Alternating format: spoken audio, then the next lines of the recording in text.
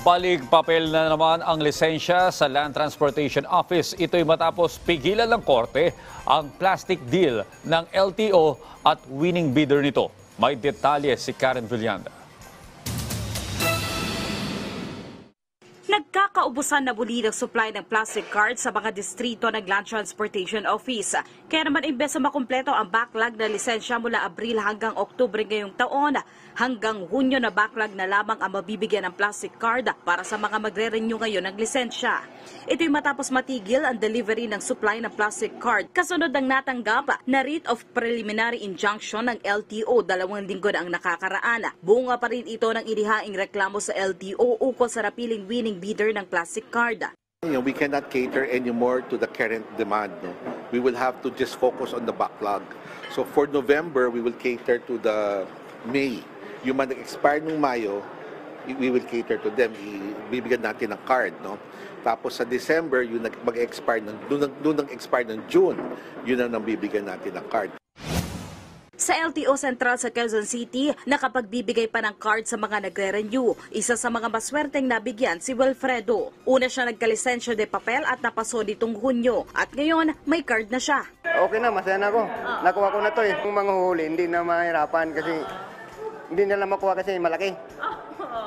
Ito na maliit yan, may pwede nila kukunin. Lagi ka ba nang huli? Lagi.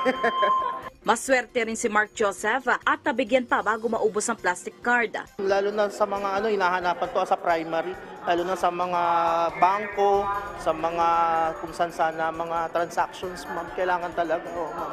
Kaya malaking bagay din ang ang driver's license sa ating mga Pilipino. Pero babala ng LTO, pati ang mga mag-e-expire pa lamang ngayong Nobyembre, baka wala na ring maabutan. Nasa 1 million na lang kasi ang supply ng card sa kasulukuyan. 800,000 dito gagamitin sa backlog hanggang Hunyo. Ang natitirang 200,000 ay nakareserba na sa mga OFW na kukuha ng lisensya. Kaya naman ang mga mag-e-expire pa lang, kundi extension, lisensya de papel ang kanilang pagpipilian. Muling in-extend ang validity ng mga lisensya hanggang April 2024 para sa mga hindi aabot sa supply ng plastic card. Even to the current demand, kung mag-expire ka noong November, we can now even service November expiry cards. No? Pero ngayon, hindi na talaga kaya. No? Kasi mawawala naman tayo ng alokasyon para sa ating mga OFWs at yung mga papuntang abroad. No? So we have to set aside some of that. Dwindling na yung numbers natin. Una na naglabas ang pahayag si LTO Chief Mendoza na nakikiusap sa All Card Inc. na huwag nang ituloy ang reklamo sa umaring pinaborang plastic card supplier ng LTO. Ayon kay Mendoza, bagamat hindi pa siya ang nakaupo ng mapili ang bidder, taong bayan naman aniya ang nahihirapan ngayon. Karen Villanda para sa Morning Show ng Bayan, Rise and Shine, Pilipinas.